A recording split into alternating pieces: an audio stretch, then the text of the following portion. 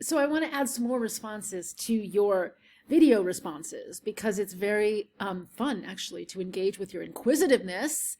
And, I think there's a lot of learning that happens in this dialogue. And Sonia brought up a really wonderful point. She noticed that they're talking about masonry but they're not explaining that its roots are actually in ancient Egyptian or Middle Eastern stone buildings. Very true. So Egypt is the great cultural source, the mother culture for so much of what evolves into Greece and Roman, European, and Western Asian, so Persian culture really derives from the Egyptians. And we're seeing here, the great Egyptian tomb mask of King Tut, and we're seeing how gold was part of the language of the Egyptian kingship. The shining gold, just as you saw in the Byzantine world, that was already prefigured in the Egyptian world, and the idea of kingship related to divinity.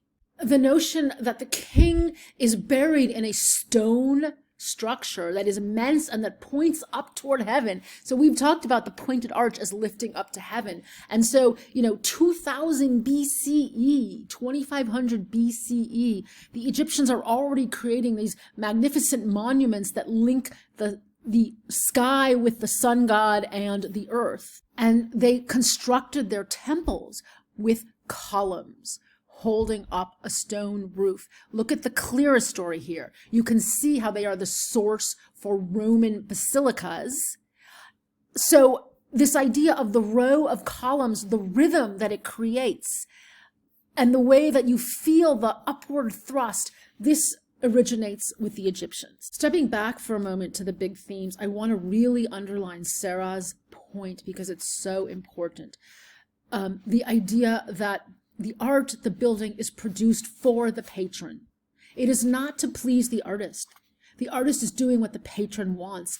Keep paying attention to that because that is going to be the dominant mode of art in Europe until really the 1800s, with a few little early sprouts that we will look at in the Renaissance. And Sincere is making a really interesting point to pay attention to how class and status play out even in monastery culture. And I like that he points out that, even in families, the first son inherits everything and the second son is like second-class citizen, right? You get to be a monk, but it is a high-class monastery, so maybe it's not that bad. I've heard some medievalists describe monasteries as a little bit like retirement communities. It's like you've got to pay in to have this place where you're safe, you get to be devoted to God, and you get to be self-sufficient. And Robert put it well. There's a cost of entry. You don't need to apologize. It's absolutely true. That's the way it was structured in medieval times. I always like to say money is the dirty secret of art history, and money really is the dirty secret of most social institutions. So Oliver's asking another great question about kind of the pragmatics of building and what kind of knowledge went into it, right? And absolutely, they have to know exactly what kind of stone they're working with, its properties, and knowing the mortar mixtures was absolutely crucial. That was crucial back in Hagia Sophia, where modern day engineers have discovered that they used actually a special mortar with narrower, lighter bricks. The mortar was kind of cushiony to enable that dome. And they are absolutely paying attention to all those details here too. And Kimberly's absolutely right to check in about this. The purpose of the crypt, yes, it's an underground storage space for relics and yes, ancient bodies or parts of bodies, right? Because remember, a body part can be a relic, a hand, a head, any different kind of body part. So in terms of crypt versus catacomb, they're really similar terms.